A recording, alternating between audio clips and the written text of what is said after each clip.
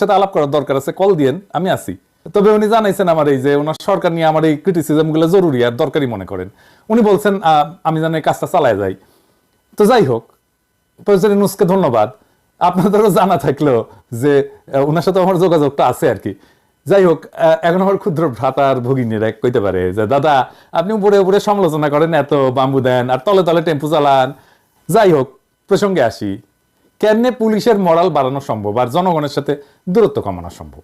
স্বরাষ্ট্র মন্ত্রণালয়ের যারা আছেন তারা একটু দেখেন, অল্প একটু সময় না নিচ্ছে, ধরেন নষ্টই হইলো আর কি, তাহলে দেখেন না কি কই। এই পরিকল্পনা যদি গ্রহণ করেন, তাহলে এই পরিকল্পনা গ্রহণ করলে এটা ইউনিক মডেল হবে সারা দুনিয়ার জন্য। দুনিয়ার কোথাও এই মডেল বা পরিকল্পনা কখনো বাস্তবায়িত হয়নি।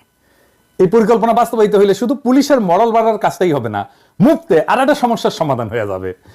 তো এই কথাটা কওয়ার সময়